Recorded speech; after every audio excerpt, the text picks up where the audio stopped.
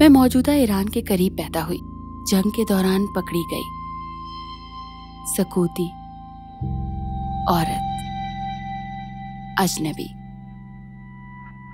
غلام۔ میں امتیازی سلوک کی بہترین مثال ہوں۔ میں ایک ایسی دنیا میں رہتی ہوں جہاں رومی مردوں کا غلبہ ہے، آزاد رومی مرد۔ میں امتیازی سلوک کو جانتی ہوں، ہر دن، ہر طرح سے۔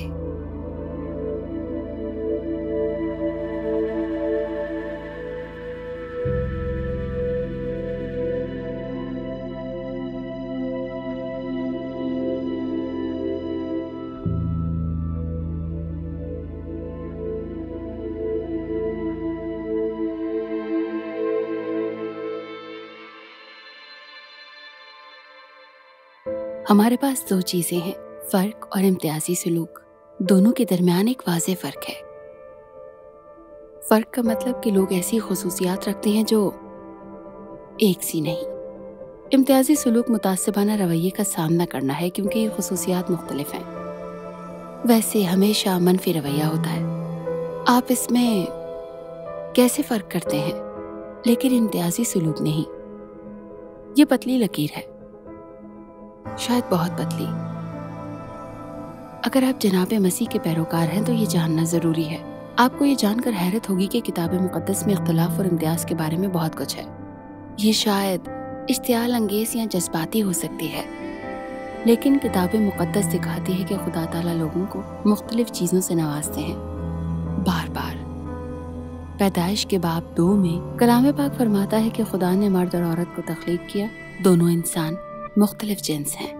پیدائش باب 3 خدا تعالیٰ کی نافرمانی کے بعد مرد کے نتائج جسمانی مشقت کے معاملے میں ہوتے ہیں اور عورت بچے کی پیدائش سر انجام دے گی۔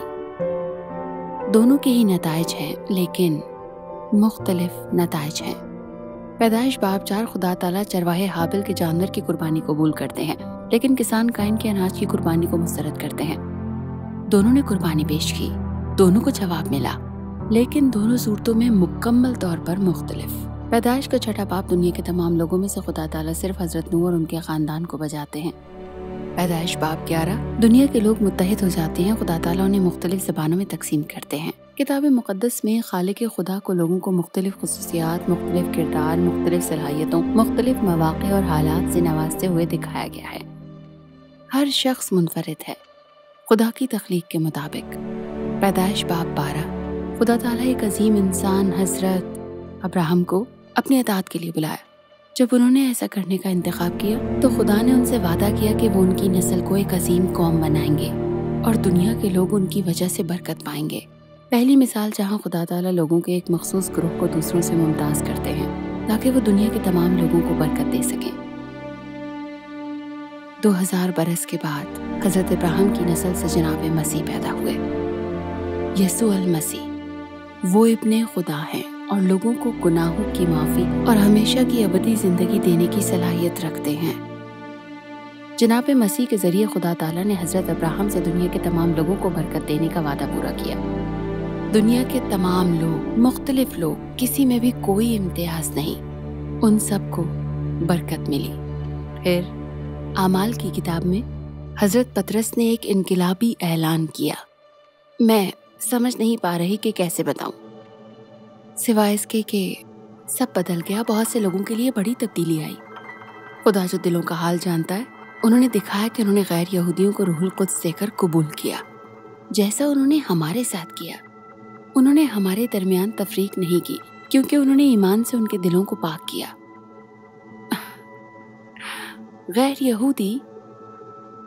یہودی تاریخ میں دنیاوی ڈھانچہ بدلنے سے کم نہیں ہے۔ کیا غیر یہودی شامل ہوں گے؟ انہیں پاک کیا جائے گا۔ اب کوئی امتیازی سلوک نہیں تھا جو ہزاروں برس پہلے تھا۔ یہ میرے جیسے کے لیے بالکل بھی اچھا نہیں تھا۔ ایسا شخص جو بار بار امتیازی سلوک میں سے گزر کر آیا ہو۔ میں ہر لمحے امتیازی سلوک کا شکار ہوتی ہوں اور اب یہ میرے لیے اچھی خبر ہے۔ خدا تعالیٰ جناب مسیح کے پیروکاروں کی قدر کرتے ہیں کیونکہ انہوں نے ان کے دلوں کو پاک کیا ہے۔ جی ہاں، وہ چاہتے ہیں کہ جو بھی کوئی جناب مسیح کا پیروکار بنے وہ ان کے دلوں کو پاک کر دے۔ انہوں نے ابتدائی کلیسیا کو ایک خاندان کے طور پر رہنے کی ترغیب دی تھی۔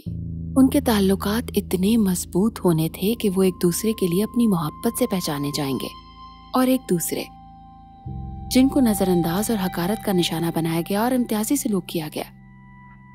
بے مثال لوگوں کے امیر یا غریب ہونے کی وجہ سے تفریق کرنا غلط ہے۔ حضرت یعقوب نے یہ لکھا اور وہ لکھتے رہے کہ ایسی چیزوں پر جانبداری کا مظاہرہ کرنا ایک سنگین گناہ ہے۔ میں غریب ہوں، زندگی کے ہر شعبے میں غریب ہوں، میرے پاس کچھ نہیں ہے، میں کچھ بھی نہیں ہوں، نہ پیسہ، نہ سماجی حیثیت، نہ آزادی، اور کوئی آپشن بھی نہیں ہے۔ عورت، اجنبی، غلام۔ لیکن حضرت یعقوب کے کلام کے ساتھ کم از کم میں غریب کو امتیازی فہرست سے نکال سکتی ہوں۔ ذرا رکیے، یہ میری خوشخبری کا ایک چھوٹا سا ذائقہ ہے۔ حضرت پولس نے لکھا، نہ تو کوئی یہودی ہے اور نہ کوئی غیر یہودی، نہ کوئی غلام نہ آزاد، کوئی مرد نہیں، کوئی عورت نہیں، کیونکہ ہم جناب مسیح میں ایک ہیں۔ جو جناب مسیح کی پیروی کرتے ہیں ان میں نسل، سماجی حیثیت یا جنس کی وجہ سے کوئی امتیاز نہیں ہونا چاہیے۔ غریب، اجنبی، غلام، ماتا، یہ 4 کے مقابلے میں 4 ہیں۔ معاشرے کی طرف سے امتیازی سلوک، جی ہاں، لیکن کلیسیا میں میرے ساتھ ویسا ہی سلوک ہوگا جو امیر، آزاد، رومی مرد کے ساتھ ہوتا ہے۔ کیا میں ایسا سوچ بھی سکتی تھی؟ میری اور مجھ جیسے تمام لوگوں کے لیے خدا تعالیٰ کی محبت۔ ابتدائی کلیسیا میں امتیازی سلوک کی یہ کمی کیسے کام کرتی تھی؟ ایک کلیسیا جو رومی سلطنت کے دور میں موجود تھی، ایک ایسا معاشرہ جو قومیت، سماجی حیثیت اور دولت کے لحاظ سے بدنام تھا۔ کہہ لیجیے کہ یہ کلیسیا کے ہر رکن کے لیے سیکھنے کا عمل تھا، سیکھنے کا ایک ایسا عمل جو آج تک جاری ہے۔ کتاب مقدس میں درج کلیسیا کے پہلے بڑے امتیازی تنازع کا تعلق قوم پرستی سے تھا، شاید نسل پرستی سے بھی۔ اعمال کے 6 باب میں کتاب مقدس درج کرتی ہے کہ کلیسیا عبرانی بیواؤں کے ساتھ بہتر سلوک کرتی تھی۔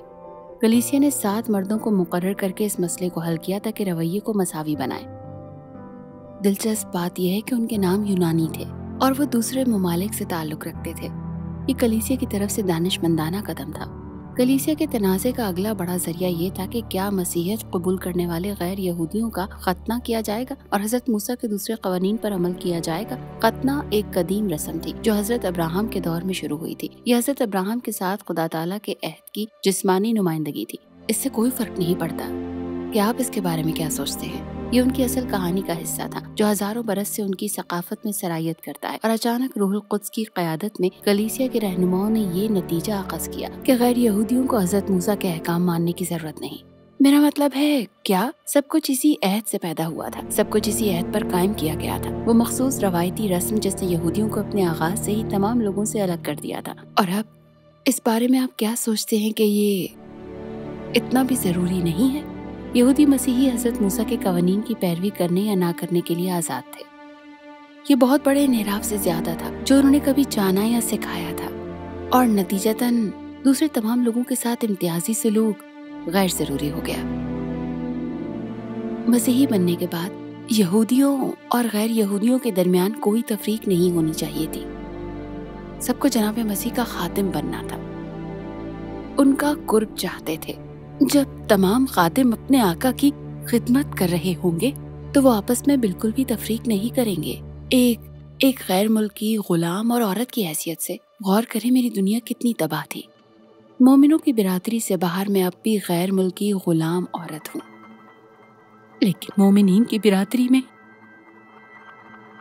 میں آزاد ہوں۔ یہ ایک کلید تھی جس نے ابتدائی کلیسیا کو امتیازی سلوک پر قابو پانے کی اجازت دی۔ ہم چاہتے تھے کہ سب جناب مسیح کے پیروکار بنے۔ ہم نے سیکھا کہ جناب مسیح کے وسیلے سے ہر کوئی خدا تعالیٰ کو جان سکتا ہے۔ حضرت پطرس نے لکھا، خدا تعالیٰ بہت صابر ہیں اور نہیں چاہتے کہ کوئی بھی ہلاک ہو، سب لوگ توبہ کریں۔ کوئی امتیاز نہیں، کوئی تعصب نہیں۔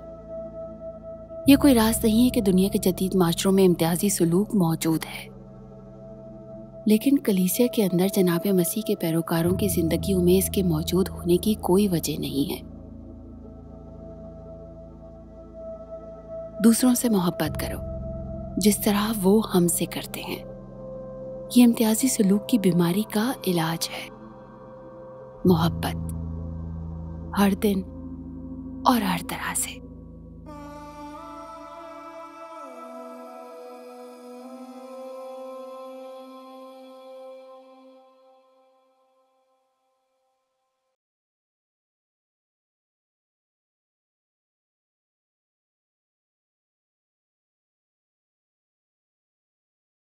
अजीज नाजरीन, इस वीडियो को देखने के बाद अगर आप इंजील शरीफ का मुफ्त नुस्खा हासिल करना चाहते हैं तो हमें अपना मुकम्मल पता बमा मोबाइल फोन के अरसाल कर दें। हम पूरी कोशिश करेंगे कि आप तक इंजील शरीफ का मुफ्त नुस्खा पहुंच जाए।